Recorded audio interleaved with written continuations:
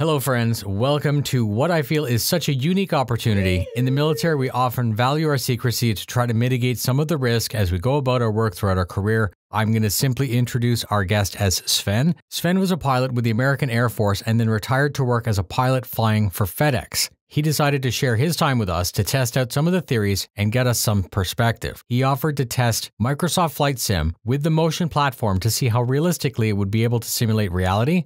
This is why we have the phrase, train like you fight. So we're curious to see how our gear stacks up. I do have timestamps in the description. Please share this very unique video. Please offer comments, feedback, or questions. Here we go.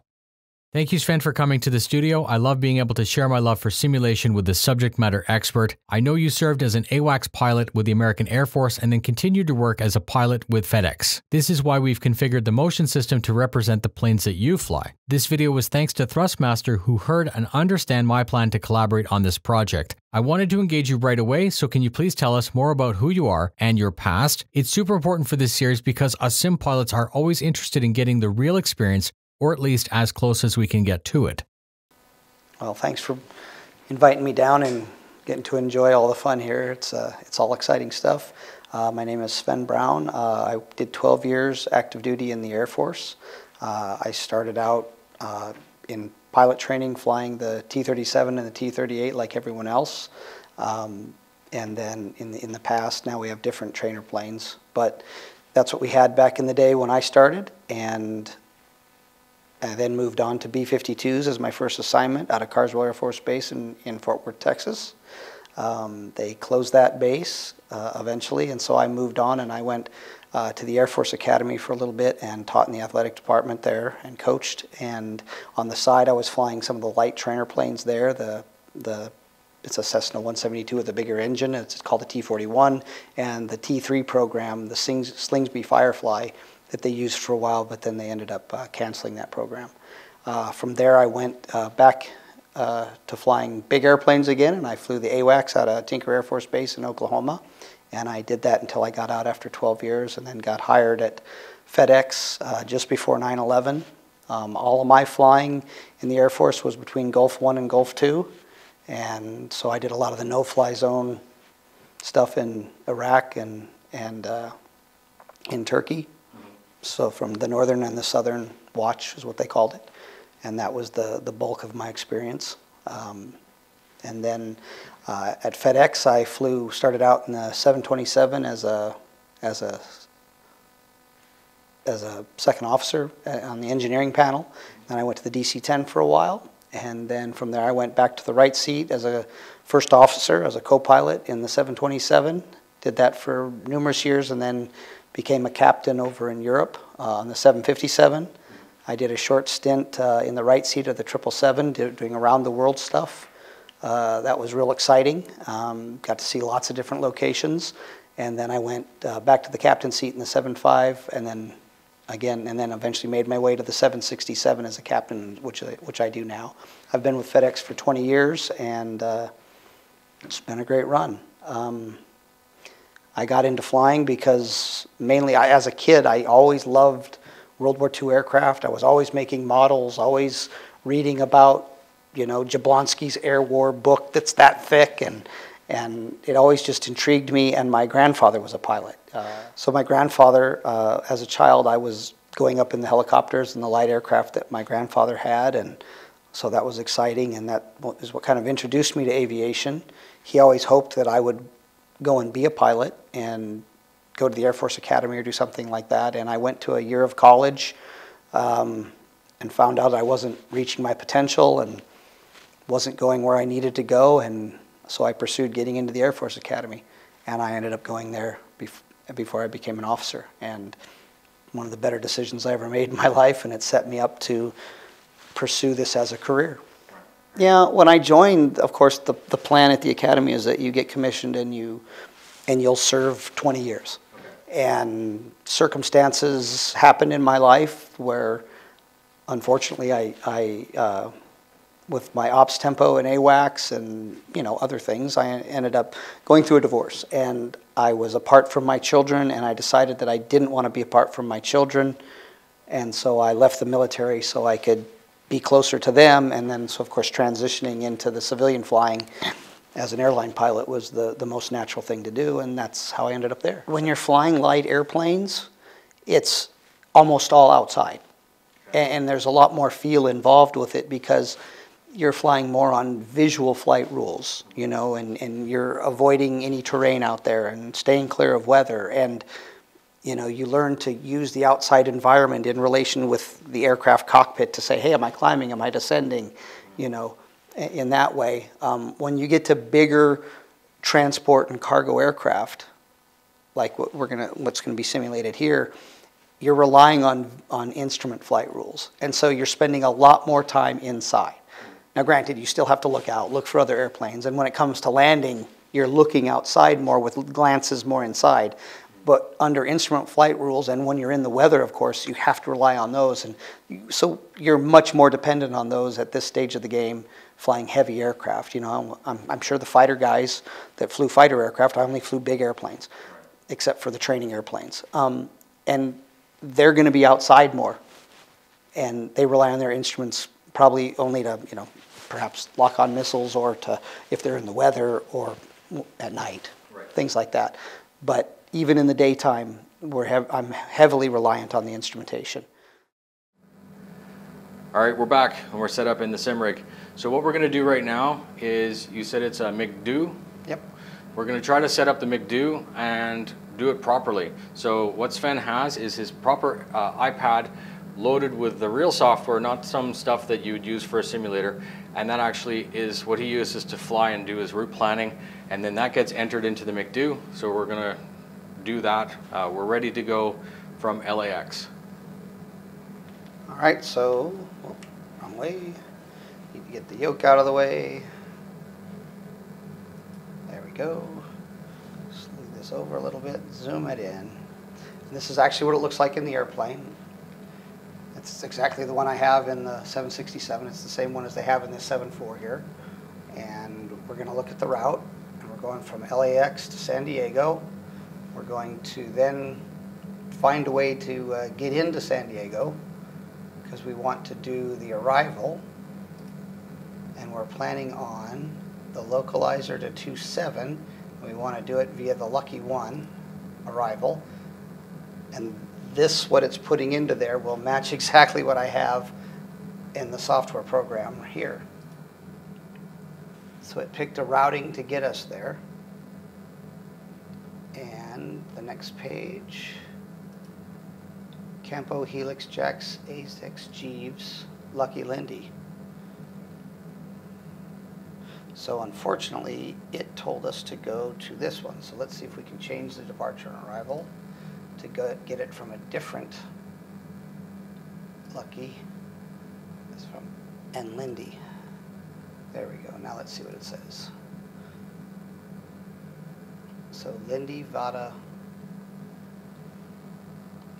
O'Kane, Lindy,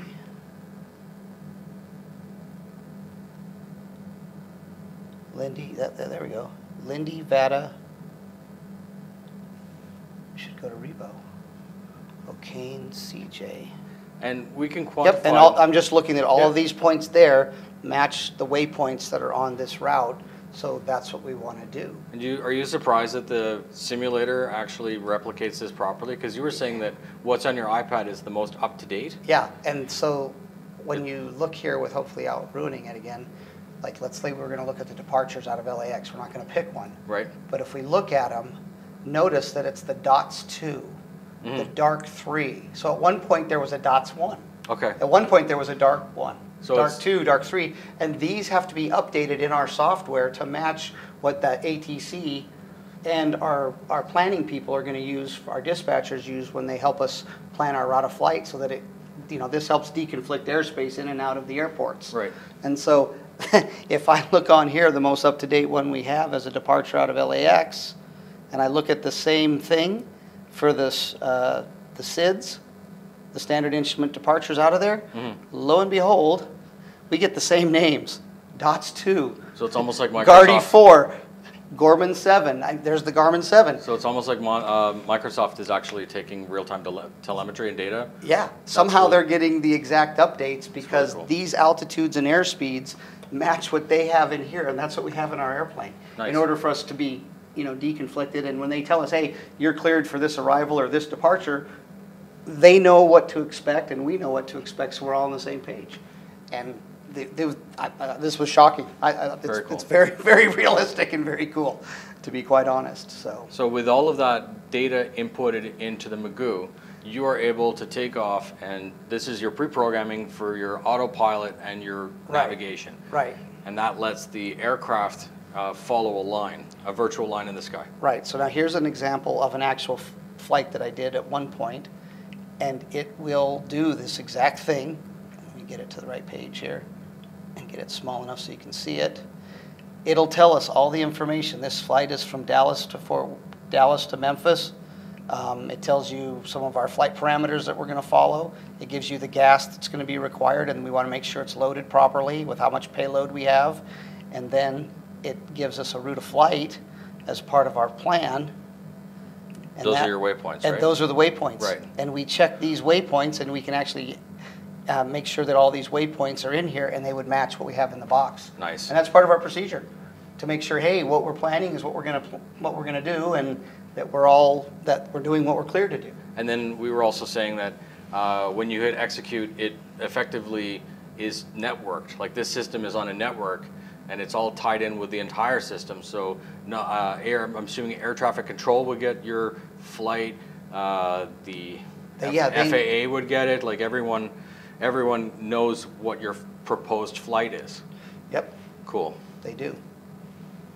So, and it looks like this plan has been executed. And nice. If we were to look up here, we see some sort of a routing out here that's going to take us out of LAX. We'll do a radar departure, and eventually this purple line is going to take us to Lindy.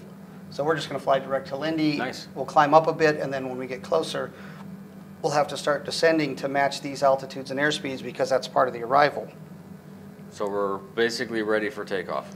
Pretty much for now. Nice. Yep. So let me make sure we've got what we're going to be going to, so I don't have to. There we go. And there was a question on the last video, which was how many cumulative flight hours does the pilot have? And so I'm going to ask you, how many flight hours do you have so far? I'm just short of 7,000. I've got just a little over 6,800 hours. Crazy. Yeah. So I've been in an airplane a lot of time. Probably not as much as some people play video games. Video game war. I can't match some WoW players. He's talking about you, Andrew Ingham. You with your 40,000 hours in 12 tunes. All right, let me adjust the seat height here. All right. A little bit, and let me zoom out so I can see a little better. What's really nice too is that when you're actually flying an airplane, you'd be surprised that this side view is very important because your peripheral vision, you use that to help gauge your descent rates for landing and takeoff and stuff. That's a very big cue. So when you're looking just straight ahead, it's much more difficult. But having these side views, even in your peripheral, that makes a big difference when you're coming in to land an airplane. And for the purposes of the video, we're not using VR. Yes, we all know that VR is superior because of exactly what you said. It gives you the perfect screen because it's replicating reality. Mm-hmm. All right, so let's make sure we got the right flaps set here. We'll go with flaps 5. That's good. And that's on the central. Yep, right over central here. Screen. Yep. So that makes sure we have the right flaps we need. Okay. And now we can start doing the takeoff. So we'll push up the throttle so we get all the thrusties we need.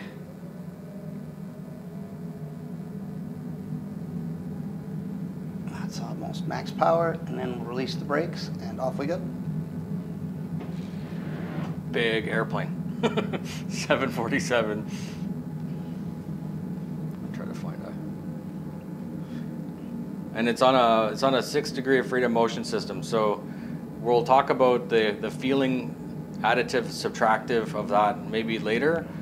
But I was noticing when you take off and put the landing gear in, it gives you that little thump to let you know, the little piece of positive confirm.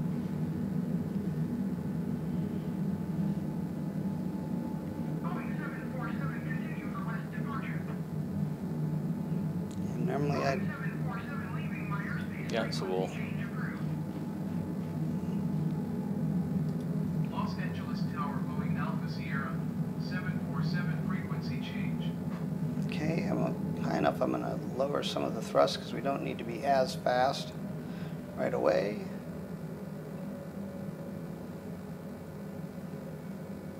And we'll continue climbing up. There we go.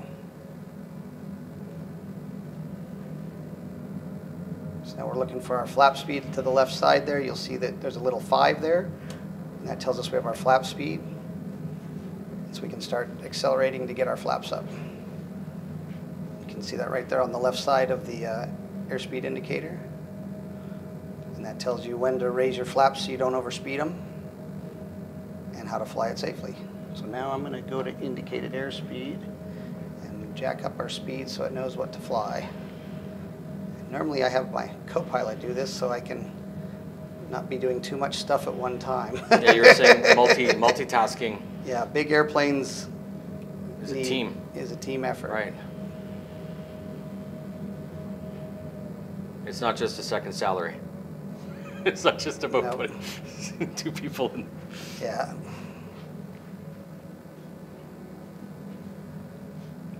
It's cool that obviously the co-pilot has the replicated instrumentation. Oh, it helps if you get the gear up. Here we go. Oops. I'll see if I can capture the landing gear. There, the clunk. It's funny. It's just like everyone's like, "Oh yeah, the sim is good," but I'm now shocked as watching a person do it legit with knowing what buttons to push is, I guess, the easiest way for me to say it.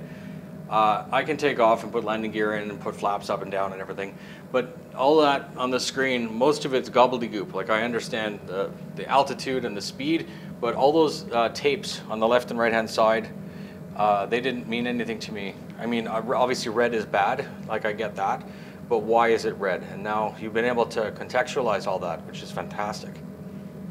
And I now also know how to actually modify the autopilot and why there's 3 and all of the other stuff. I didn't really realize that there was a auto throttle before. Again, I'm a gigantic noob, right? I've got 0 hours flight time. So this is a wealth of information for me. So can you explain to me why the purple line is? Well, it should actually be, well, here's part of the issue. We're going to level off here at 10. Okay. And normally I do this a lot more smoothly. Right. Because it matters, but it doesn't in this case. But it doesn't. Yeah. You're not being now, tough.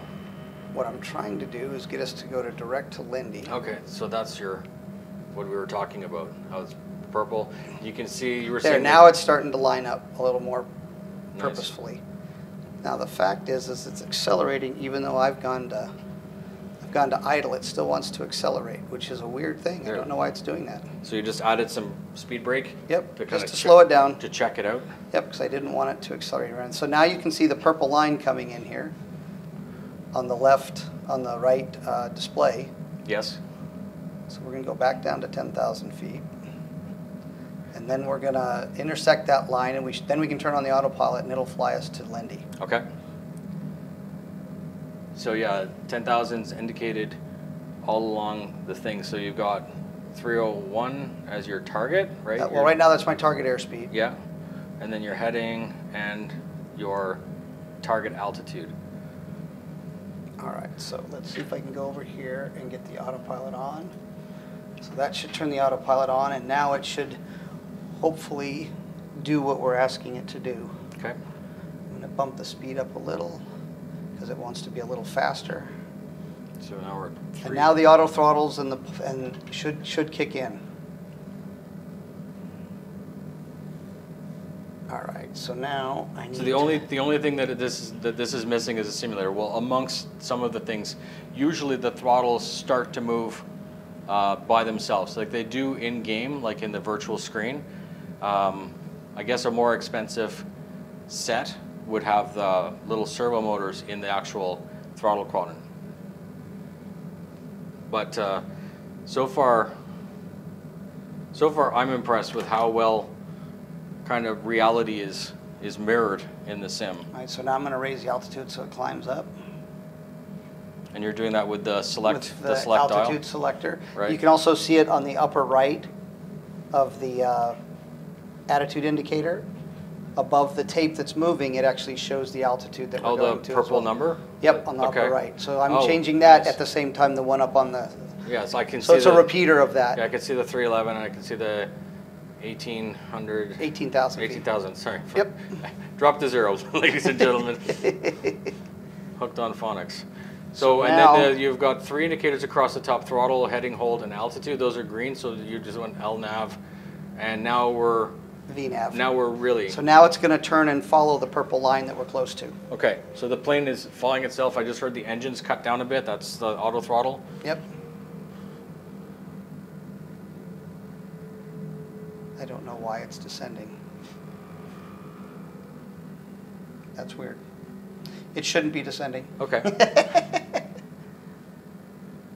So there's obviously some things on this that it's not going to actually do exactly the way the aircraft... So you just overrode... I just overrode it. I told it to altitude. go to altitude hold, so it will quit descending. I don't know why it decided to dive for the ground.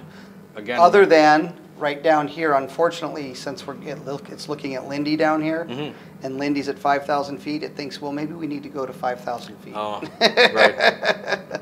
So we're not going to let it go all the way to 5,000 feet. And it's almost sunrise. Yep. Because it's real time. What it is in LA. Right. And again, oftentimes I can see other air traffic, like little blippies in the sky, which is kind of cool. It looks like we own the sky today. I don't see any other traffic. Yep. Well, this early in the morning, there's not a lot of flights. So what I'm going to do is, do you think this leg is going to be a couple minutes? Yeah, it'll take a little bit to get there, so Okay. why don't we just let it do its thing and Yeah. we'll get it set up and do the arrival. So I will pause. All right, we're back. So we've completed a leg and we're looking at an approach to land. And can you explain what you found off on the Magoo? Yeah, on the MCDU, MCDU, or sorry. the MDU, the multifunction display unit, one of the things they want you to do is we have to actually go into,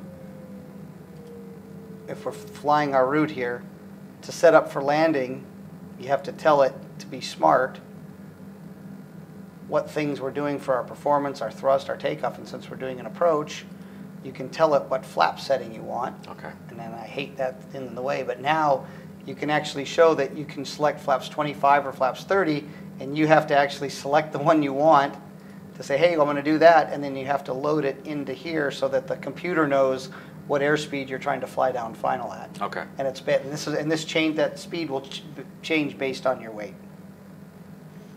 So now, and without that, you don't get these little indicators here. So we've slowed down. We're still quite a ways out, but I was doing that because I've set this up, it's now slowing down. And we're at 8,000 feet. We're still a bit of ways, but we're now working our way, getting close to Lindy to shoot this arrival.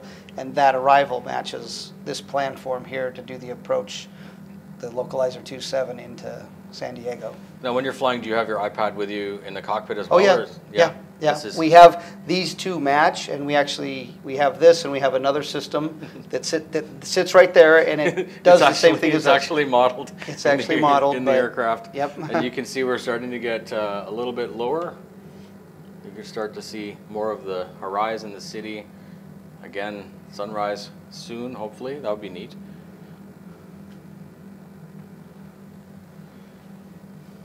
So now we need to start descending down to tell it, because we want to be at a lower altitude. So we're going to set 5,000 feet, which is what our approach is going to come in at. You can see the desired altitude there. And as we said, replicated on the screen, MFD.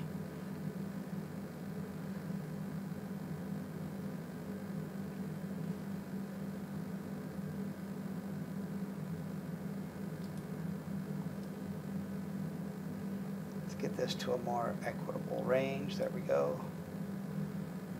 So when we get closer, we'll actually see it. Okay.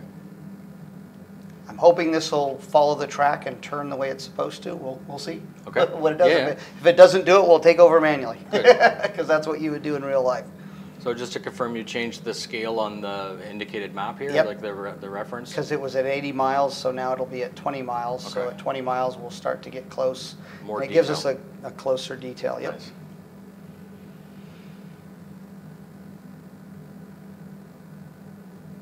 And you remember you saying all of the tabs across the top are green? Yep. So that's good. And then you were saying that as we get closer to the runway, you can pick up, is that it there?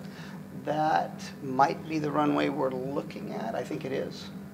So it's off there on the edge of the water. Okay. So you were saying that as you get closer, the airfield has its own landing telemetry, like its own signals. There's one for vertical and one for azimuth. Right. And it uses those two to guide the glide path. I'm trying to use the right words. Yep, that's I'm exactly really right. trying to get and this. they will present themselves. Now, this landing in real life at this airfield, you can't do an ILS, an instrument landing system approach, because there's a specified path that you have to be on. And the problem is, to be on that path at this runway, there's a parking garage on a hill right close to the end of the runway, and you fly right over it. And if you were trying to be on that normal 3-degree glide path to get on there, you're too close to that parking garage. Your signal is you have to buffered. come in steeper, and they only let you do a localizer approach, which is only the You'd the almost think horizontal. that they would have, whatever. You know, whoever built the parking garage, or whoever approved it, I guess, Yeah. didn't check. Yeah, those are all set up as what are known as TERPs. TERPs qualifications that the FAA and other people that design these approaches all came up with safety standards. And it might have been that the hill that's there at the end of the runway Right. would have been enough by itself to stop that from happening. So the fact that they built a garage there may or may not have been the final impact. So so I can start to see there's a purple line Yep. that's curving. And it's going to arc us around back to the right because the airfield's behind us. So we're expecting to see the aircraft take over, find the new altitude heading and everything, and it should automatically manage the thrust during the corner. Like this is supposed to just. Right, and since Take we want over. to slow down, I'm going to add more flaps. Okay. So they're going to 10 now. And when you do And that, when all they- the other systems react in Yep, accordance. and now I should be able to slow down because you see my speed tape. I can go to 200 knots now. Okay. And then I'm still above my flap speed, which Right. is for safety margins, but it helps the aircraft track better because if it's going too fast, it can't. It'll can't track it as won't fast. carve. It'll Yep. skip out. That's cool. Again, wealth of information. I'm so happy you came to visit and test with us. Yep. It's so good. A lot of people learn by reading. A lot of people learn by watching videos and stuff. I learn by watching someone do it. You show me once or twice. I'm not telling you. Right. I'm going to become a pilot, right? Like, trust me. But yeah, this is very neat. So the runway is completely out of It's off our right 180, corner, and you yeah. can see on the right display that if we follow the track, it's going to bring us down the final. So we're somewhere Yeah. over on this map. We're somewhere over here, and it's going to bring us around to line up with this and then land. Okay. So that's what it's trying to do now.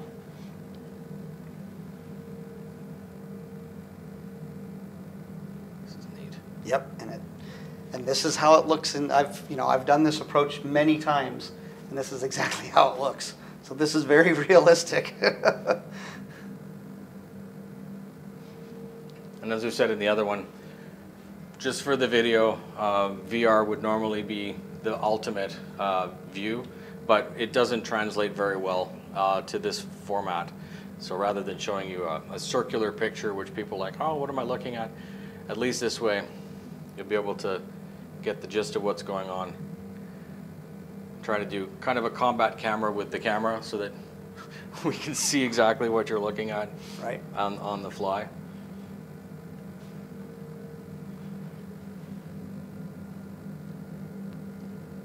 What would be nice is that in order to see out the front better, this one you can set up your seat so you can see right down the glare shield, so you you're can sitting see on down the nose. Sitting on a phone book now. Yep, that's how you would set up your seat. Right.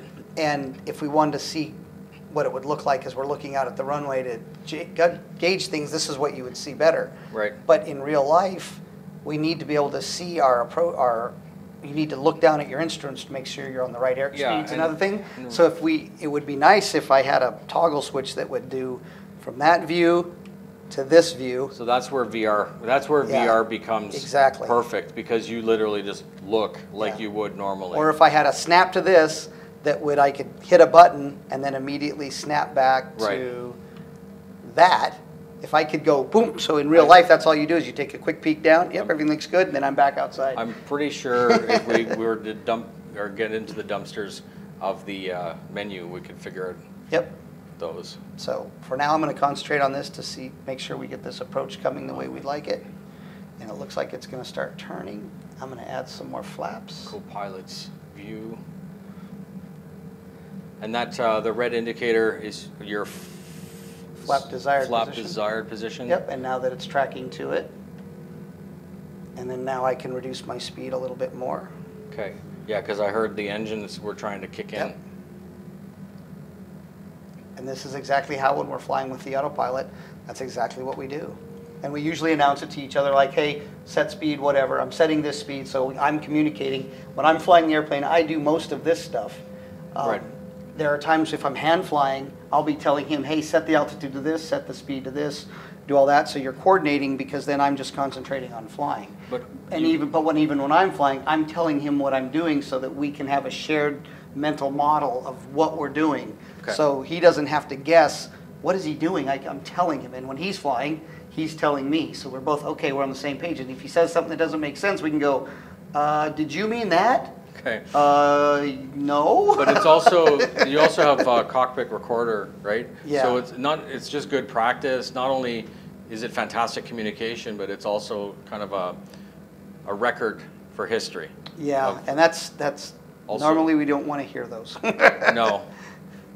So it looks like it's doing really good to bring us in on Lindy, which is out here, that sets us up to get onto the final approach fix for a nice long final in San Diego. And it's doing pretty good right now. Nice. So now one of the things, once we get close into VODA, after Lindy, we have to set some lower altitudes on here, otherwise the autopilot won't fly them. This to me is the magic hour. This is exactly when I would want to land, with sunrise coming up, clear skies. So what I'm doing is I'm pulling up the legs section so I can keep up with what it's doing. And this matches this plan form here. So those altitudes and airspeeds will match all this. That's crazy. And they line up perfectly. And just a reminder, that's not that's real world. That's not some stuff that we just got off of the internet. No, that's for simulation or whatever. It's not just an app that. I flew into San Diego on this approach just last month, and this is what we did. Now you can start seeing the runway out there. Let's bring this around to it. Yep. It's a little bit out still. Yep. All right, so we want to be. Question for you. At 36, so we're going to start descending. We're going to be on the ground before 20 minutes at this rate. Oh, yeah. Because I have a limit of 30-minute record, and I don't want to miss. Nope, we'll be just fine. Good. So it's interesting to watch the micromanagement of man and machine, right? It's, again, all of the systems aren't there to be lazy. They're there to be efficient and effective and let you multitask where it's necessary. Yep. You're basically making sure that the systems are doing what they should do, which is funny because the one thing that we found that Microsoft Flight Sim can do is throw a wrench into the plan and make it so that it's not working as expected. So in that way, it's almost a great trainer, right? It's almost like a proper simulator where they throw a scenario at you like, oh, your computer stopped working. Soon enough. Yep. It's making its turn. We're looking good at 4,000. And then, as I said, when we get closer, we're expecting some of these items to change as the different guidance systems kick in, right? Because you have to be in the path for it to pick up. So these would change. So now that's the localizer signal that we're following on the instrument landing system. That purple dot at the bottom, yep, that's what's coming across. Okay. So that's telling us, hey, we're lining up with the runway. And if we were using the vertical one, there would be a dot on the right side over there on the vertical scale. Okay. But on the localizer approach, you don't have that. Okay. There, now you can see the runway out there. Correct. That's crazy. So it's looking pretty good. All right, so now we got to be And then okay. the purple line has shifted to move, and then it'll return. That's neat. So effectively, it's showing you where it wants to be. So almost that indicated cross is telling you why the aircraft is moving, or why it's changing, deviating from its current flight path. That's right. It's giving you the target of where it wants to go. That's right. Okay. And now we're starting to descend to get to the final approach fix. Because we want to be at 2,000 at Rebo. Yeah, so indicated, so real and desired. Right. Okay. And since we're getting in close and we want to help it slow down, at some point we will start to, we're at the point now where we can start lowering the gear. And that's something that you have to do as a pilot. You actually have to figure that. And when you do that, what should happen is, because everything is automated, the aircraft will want to hit the desired, will maintain the same velocity and glide path. So if it needs to add power, it should do that automatically. Yep, it will. And you have to manually do flaps, or it'll do flaps for you? Nope, you have to do it. Okay. But again, the indicated flap is part of the flight plan. You can override that, and all the systems would kick in and compensate. All right, got the gear down. We can go flaps 20. We can go all the way to flaps 30. And we can start slowing down to our approach speed. So you can see flaps 30 is indicated in purple. You can see the white bar coming down nice and smooth, because it's a big, basically a bar. Everyone in the back. And now we're slowing to our approach speed. We usually add a little bit of extra just for safety margins, and it's slowing us down to it. There we go. And there's the runway. And there's the runway. Nice and easy to see. Yep. So at this point. And this, we might actually see that parking garage you were talking about. Yep. So now I'm going to click off. It's been on autopilot. Okay. And I'm going to click it off. So now I'm hand flying it. And is it, this is more visual, just that you've done it so often that you know what the glide path is supposed to look like, but you also can rely on the telemetry on your MFD. Yep, and we also have some other systems inside the airplane that help us to guide us in. And there's the landing system out there that helps us. And this kept us up a little bit high, so we're a little bit high now, because you see those 4 white on the left side of the runway. There's 4 indicators telling you, hey, we're not. Oh, that's a landing indicator. That's visual, so that's real time. Oh, that's cool. Yep. So if I get, as I get a little lower, it'll start to turn red. You don't even need a HUD. Like, you don't even need a HUD. It helps. That's technically like a old school HUD. Right. The problem is like I said, there's that hill there, and there's a parking garage. So we're going to be a little high until we get in a little closer. I'm going to try to get really close onto the screen. Sure. I didn't know that. My landing gear are down. Okay. It seems to think I don't have landing gear, but I do. That's weird. Thank you, Microsoft, for stressing us for no reason. It says landing gear not down. Yeah, it's extended. Oh well. This might be a very bad landing. Bad landing, because it seems to think, and there's that parking garage. All right, friends, we did everything right, and if it doesn't work, then we blame Bill Gates. See, now you're starting to get 1 red light. Oh, I see. Now there's 2, and that tells you you're on the glide path you want to land at. So what would be ideal? 3? Well, you want 2 and 2, so I'm a little bit low now because there's 2. This is such a short runway that I'm trying to land it right where I need to. And this might not work because it doesn't think we have landing gear.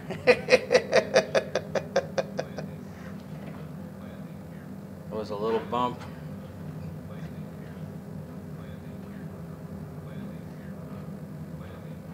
So now we're on? I don't know. And we seem to be stopping.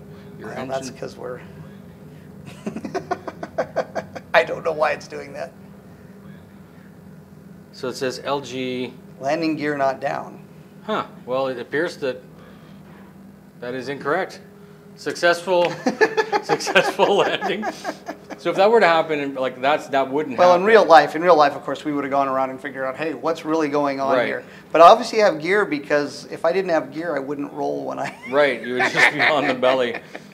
Well, ladies and gentlemen, that's your takeoff and landing with a full route. Something I've never seen before.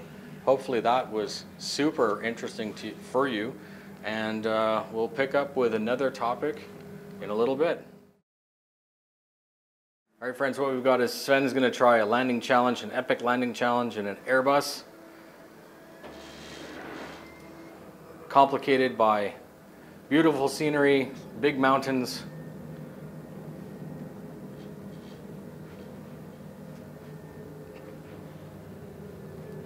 You have to basically hook around a valley. So it is in fact epic. The runway is just the autopilot's beyond. off. The runway is just beyond that rainbow.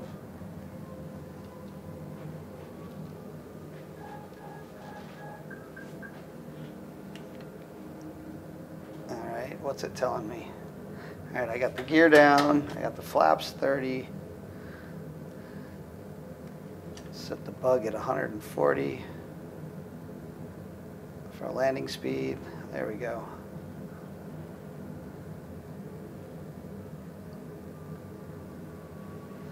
Probably a little high here.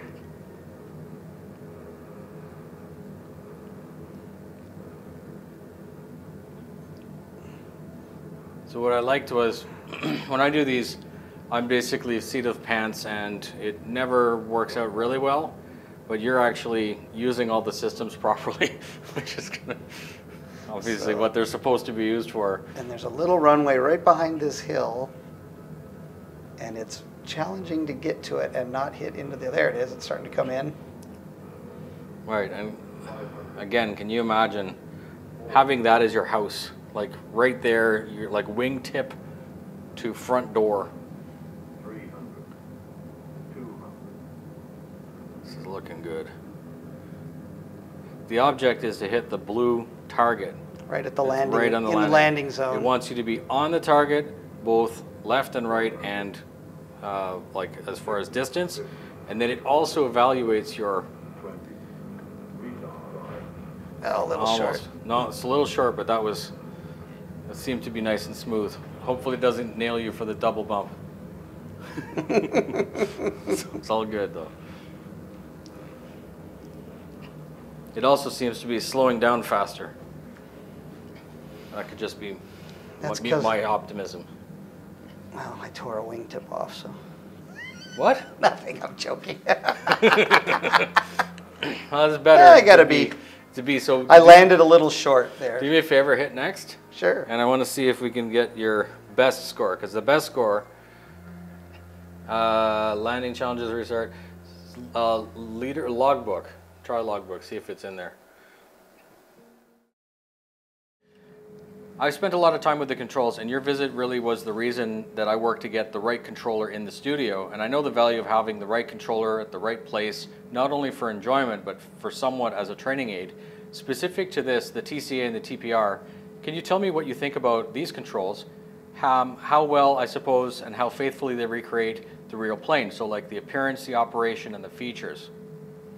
Okay, the yoke is, a good size for anything. The way it's gimbaled, you'd have a little more movement in the real airplane because it's gimbaled to the floor, it's pintle mounted to the floor, but you get lots of nice throw. It's got good resistance, and it mimics what the airplane would do easily. It's comfortable in the hand. The switches are in good positions, and I have a very small hand, and mine fits on any of the buttons easily. So that's all a good feature. All of the other I know this could be used for throttles, and this is for gear. That's in a good spot. When it comes to the throttle quadrant itself, it's accurate. This panel here mimics a lot of what we have up over here. We have a lot of the same functionality as this, so you could, and I know that these are all interchangeable, of course, so you could make them match many of these tiles. So right now I'm using the lateral navigation and the vertical navigation system with the Autopilot, and you could use those same functions here, and it would be so much easier than having to try to do it with the mouse system. So having them there is great. If you can get this multi-function switch here, deals with a lot of the flight manipulation panels, and if this button were to match all the functions you need up there, that's great. So I really like if we spent the time to program that to match how each individual person wants it. It has great functionality. Lots of potential. Yeah, we haven't figured out if the thrust reversers work exactly the way they're supposed to or not. Right. We'd have to investigate that. They do work, like we've seen them work, that the computer knows they're working, it's just maybe the binding. Right. It would, if we just haven't figured out how to play with them yet. But to get them to work and actually do reverse thrust, if the game allows it, that would be amazing. And then there's an auto throttle you were saying on the side. Is that in the right place? Oh yeah, the little switch here is the way you would turn the auto throttle function on and off in the airplane, and it functions the way it should. I know if we're looking down, in the real aircraft, of course, these will move to match whatever you're getting down here, because the auto throttles will change here. You can see these throttles move up and back, and of course in the real airplane these would do it too. And here you don't have that, because that would be a huge. Right.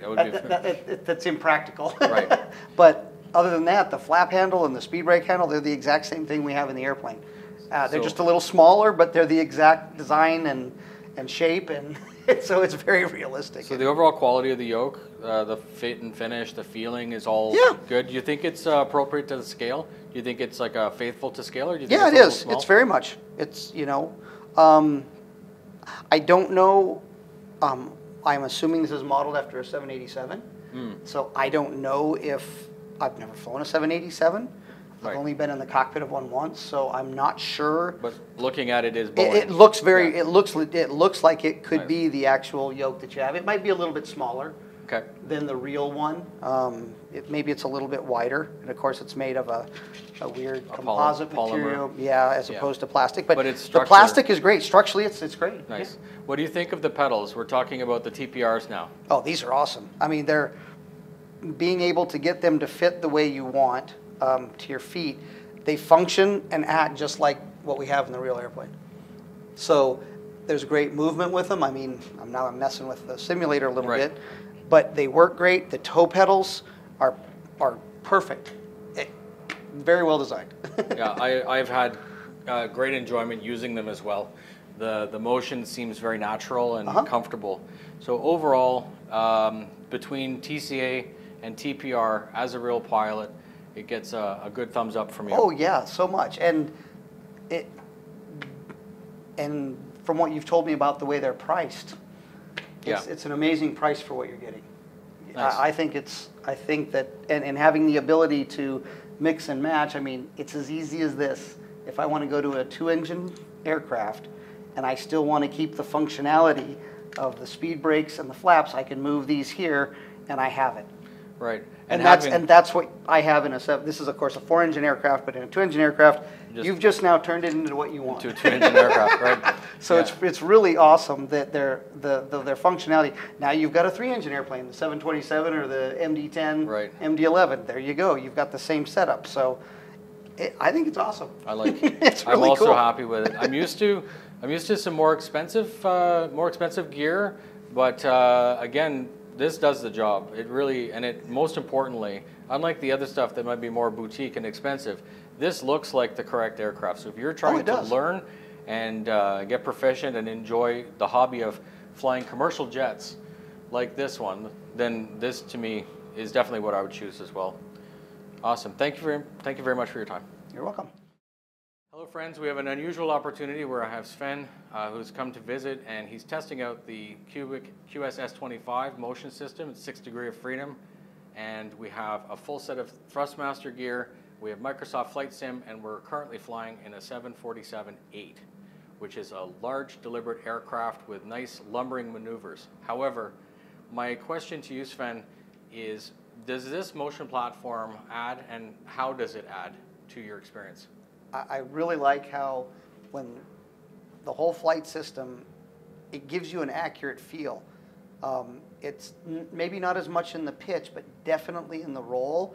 So when I roll this aircraft, that's how it's going to feel in the airplane. And it gives you enough of that sensation that that's what I'm going to feel when I'm sitting in the seat in a real airplane like this. It's very accurate. It feels exactly like you would expect. And even when I pull a little bit here to increase the bank and keep the aircraft from, so it's in level flight and a turn, you get a little bit of the sensation. Not as much as you would in the real aircraft, but the roll is good. And what I find even the most amazing is that when you're landing in a crosswind and you have to cross control the aircraft, so I'm basically counter doing the yaw and the roll to keep it level, you can feel it in the airplane. And it will do exactly what you're seeing here. And you can feel it in the seat because it's yawing you and you're getting that same sensation as you would up in the cockpit. It's amazing. So there it is, what a fantastic opportunity. Real Pilot, Fake Plane, the second in this series. I have the first linked up for you right now and at the end. Sven did all of the heavy lifting, and it's such a pleasure to speak with a master. The only way I can get us onto a flight deck, and to be able to bounce questions off and get his years of experience with an answer. I hope you enjoyed what I feel is a truly special opportunity, and my goal is to invite Sven over for as many times as he's willing to test more simulation, possibly adding VR, perhaps just gaming around in Star Citizen, Car Sim, DCS, or in a helicopter. I would appreciate you taking a small effort to share this not only in sim forms, but on pilot forms, because we all share the same question. Is sim at the point where it's good enough? And can you learn without spending millions of dollars on a real simulator? Can we have that capability in our house? I've had so much fun making this video, and of course, subscribe so that you do not miss future videos. Fly safe.